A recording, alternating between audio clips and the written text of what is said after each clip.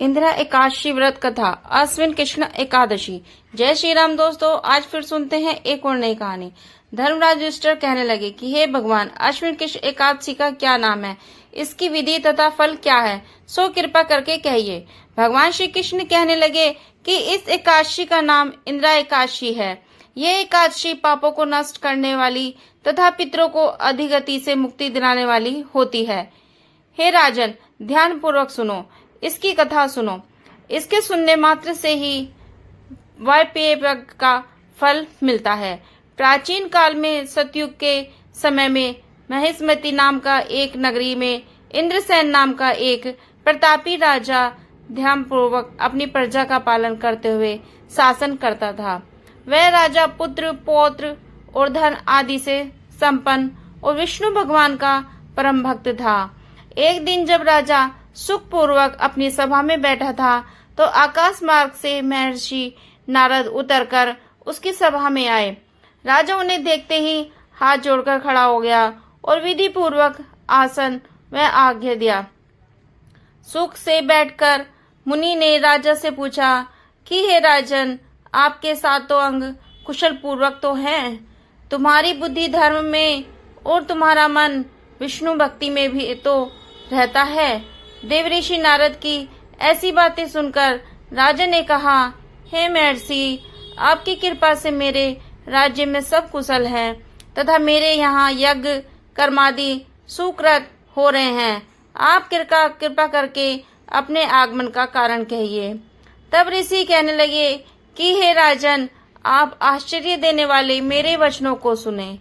मैं एक समय ब्रह्मलोक से यमलोक को गया। वहाँ श्रद्धा पूर्वक यमराज से पूजित होकर मैंने धर्मशील और सत्यवान धर्मराज की प्रशंसा की।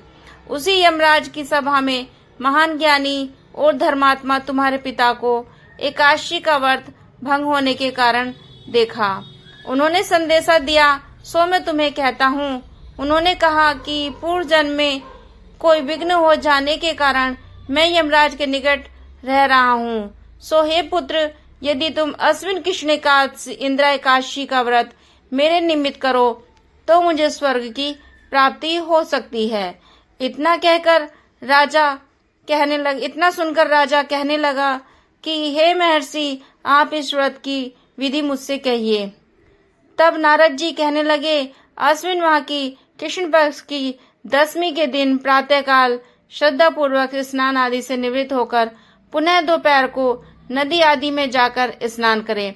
फिर श्रद्धा पूर्वक पितरों का श्राद्ध करें और एक बार भोजन करें। प्रातःकाल होने पर एकादशी के दिन दातुन आदि करके स्नान करें। फिर व्रत के नियमों को भक्ति पूर्वक ग्रहण करता हुआ प्रतिज्ञा करें कि मैं आज संपूर्ण भोगों को त्याग कर निराहार रहकर एकादशी का व्रत करूंगा। हे अच्युत, हे पुंडरीकाक्ष, मैं आपकी शरण में हूँ, आप मेरी रक्षा कीजिए। इस प्रकार नियम पूर्वक शालिग्राम की मूर्ति के आगे विधि पूर्वक श्राद्ध करके योग्य ब्राह्मणों को फलाहार का भोजन कराएं और दक्षिणा दे। पितरों के श्राद्ध से जो बच जाए उसको सूंघकर गौ को दे तथा धूप दीप गंध पुष्प नैवेद्य आदि सब सामग्री से ऋषिकेश भगवान का पूजन करें। रात में भगवान के निकट जागरण करें। इसके पश्चात द्वादशी के दिन प्रातःकाल होने पर भगवान का पूजन करके ब्राह्मणों को भोजन कराएं। भाई बंधुओं, स्त्री पुत्र सहित आप भी मौन होकर भोजन करें।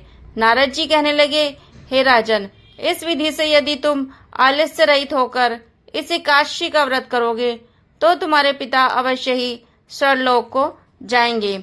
इतना कहकर नारद जी अंतर्ध्यान हो गए। नारद जी के कथनानुसार राजा द्वारा अपने बंधुओं तथा दासों सहित व्रत करने से आकाश से पुष्प वर्षा हुई और उस राजा का पिता गरुड़ पर चढ़कर विष्णु लोक को गए। राजा इंद्रसेन भी एकादशी के व्रत के प्रभाव से निष्कंटक राज्य करके अंत में अपने पुत्र को सिंहासन पर बैठाकर स्वर्गलोक को गए। हे युधिष्ठिर, यह इंदिरा एकादशी का व्रत का महात्म मैंने तुमसे कहा। इसके पढ़ने और सुनने से मनुष्य सब पापों से छूट जाते हैं और सब प्रकार के भोग को भोग कर वैकुंठ को प्राप्त होते हैं। Thanks for watching friends. आशा करती हूँ मेरी वीडियो आपको पसंद आई होगी। तो प्लीज वीडियो को लाइक करें, चैनल को सब्सक्राइब जरूर करें। Please support me. Bye bye, take care.